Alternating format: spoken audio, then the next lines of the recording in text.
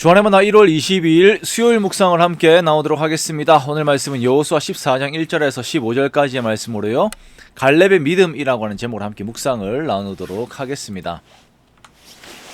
오늘 본문에서는 헤브론 산지를 정복하기 위해 여호수아에게 자신의 믿음의 의지를 보이는 갈렙의 모습을 보여주고 있습니다. 우리가 갈렙이라고 하면 백전노장, 그리고 믿음의 지속성과 같은 이미지를 가지고 있습니다. 그렇죠. 그래서 교회들에서 남자 어르신들의 모임들을 갈렙 모임으로 말씀들을 이렇게 많이 하기도 합니다.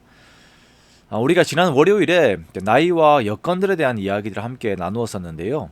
하나님께서 이미 나이가 80이 넘은 여호수아에게 남은 사명들을 부여하시는 것을 우리가 보았습니다. 그리고 이러한 여호수아와 함께 믿음의 길을 걸었던 갈렙이 그의 믿음의 사명을 다하는 것을 보게 됩니다. 자, 갈렙은 유다 족속이지만 그니스 사람이라고 소개가 되고 있습니다. 그니스 족속은 이스라엘 사람이 아닌 그나스 족속, 즉 에돔 민족에 속하였던 족속이었습니다. 갈렙은 그의 선조 중 일부가 유다 족속으로 들어온 것으로 이렇게 해석이 되는 그런 사람입니다.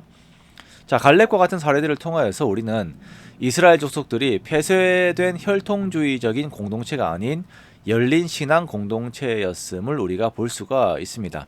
가나안 정복 전쟁 가운데에서도 라합과 기브온 거민들이 이렇게 합류된 것을 우리가 보게 되지요. 혈통적으로는 불리한 상황이 있을 수 있지만 출애굽의 시절부터 평생 하나님만 의지해온 갈렙을 우리가 볼 수가 있습니다.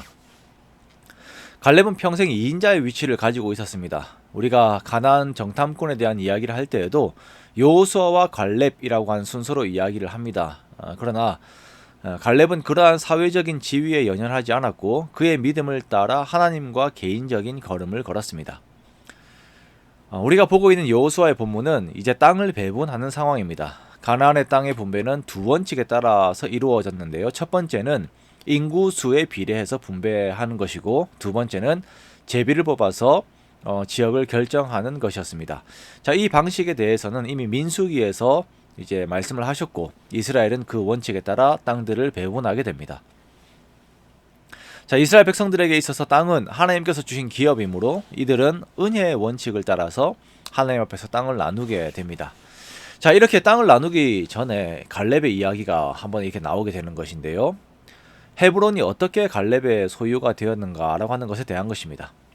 자, 갈렙은 길갈에 있는 여호수아를 찾아가서 자신이 40세에 가데스 바네아에서 정탐꾼으로 가나안에 들어갔을 때 보았던 땅인 헤브론을 자신이 정복할 수 있게 해달라고 요청을 합니다.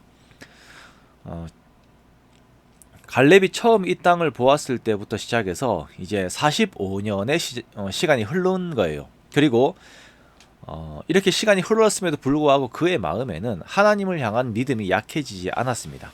40세나 85세나 동일하게 하나님을 향한 믿음을 가지고 있었고, 하나님께서 주시겠다라고 하신 헤브론 산지를 자신이 믿음 안에서 차지하기를 원하고 있는 것입니다.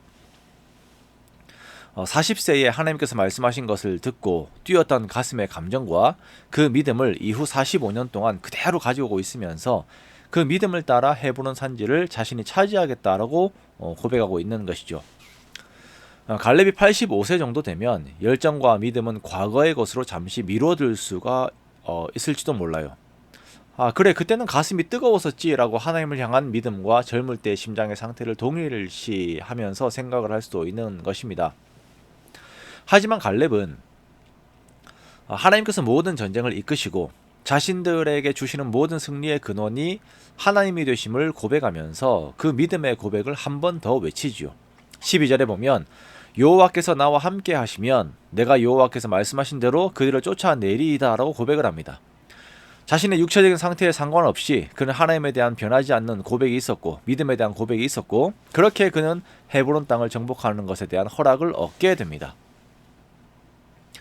자, 우리가 하나님을 생각하지 않으면요, 하나님의 일을 하기 전에 나의 여건들을 먼저 생각을 하게 됩니다. 그렇죠.